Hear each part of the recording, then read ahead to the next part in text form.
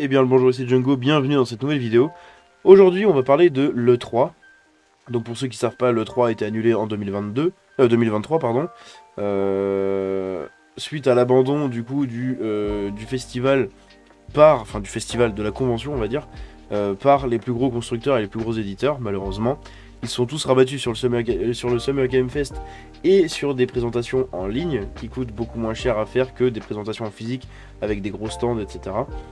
Pas de 3 en 2024, ni en 2025, pardon, selon le Conseil du tourisme de Los Angeles. Donc c'est très intéressant. On sait que le 3 va essayer de se renouveler un peu, mais visiblement, soit ils vont mettre plus de 2 ans à se renouveler, soit c'est mort. Alors que le 3 2023 a été annulé cette année à peine quelques mois avant sa tenue habituelle, tout porte à croire que le 3 2024 n'aura pas lieu, tout comme celui de l'année d'après. Pas de 3 2024 selon la ville de Los Angeles. Ce mercredi, le conseil des commissaires du tourisme de la ville de Los Angeles a tenu une réunion habituelle dans laquelle le potentiel touristique de la ville a été évoqué. Concernant les conventions qui se déroulent dans la ville, il est tout simplement précisé que le 3 2024 et le 3 2025 n'auront pas lieu.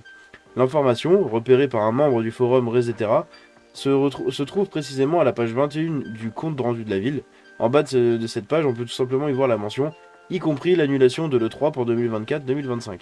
Donc c'est confirmé. Une fois encore, il faudra donc se passer de celui-ci qui fut un temps le plus gros événement jeu vidéo de l'année. Les événements étaient initialement prévus au mois de juin, mais ils sont désormais annulés. Quant à savoir si l'E3 reviendra en 2026, il est pour l'instant trop tôt pour le dire. Et on sait que maintenant, du coup, le plus gros studio jeu vidéo, c'est la Gamescom, notamment en termes de fréquentation, où ils accueillent à peu près plusieurs millions du coup, de visiteurs, donc c'est assez intéressant. Avec toutes les conférences et festivités que vous avez pu vivre sur Xboxygène en direct ces dernières semaines, on voit pourtant bien qu'un événement qui réunit toute l'industrie du jeu vidéo serait louable. Geoff Keighley a bien tenté de s'en rapprocher avec le Summer Game Fest et les Play Days, mais ce n'est pas encore tout à fait la même recette ni la même envergure de salon.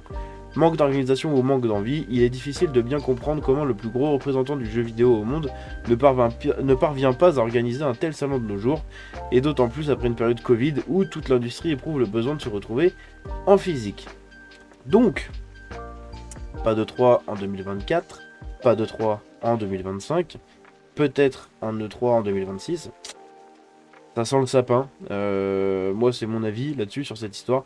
À mon avis, ça sent le sapin. Voilà. L'E3, c'est destiné à mourir de toute façon, quoi qu'il arrive. Sauf s'ils arrivent à faire un truc qu'en digital, qu'en numérique, qu'en ligne. Mais c'est pas du tout le but. Hein. Pour ça, il y a le Summer Game Fest. Eux, c'est vraiment un gros salon en physique. C'est amené à disparaître malheureusement le physique comme ça. Donc j'espère qu'ils vont arriver à rebondir, qu'ils vont créer d'autres choses. Ça va pas juste être abandonné comme ça, malheureusement c'est dommage. J'espère que cette petite vidéo quand même vous a plu. Si c'est le cas, vous pouvez la liker et vous abonner en activant la cloche. Je vous dis à la prochaine, c'était Django. Ciao.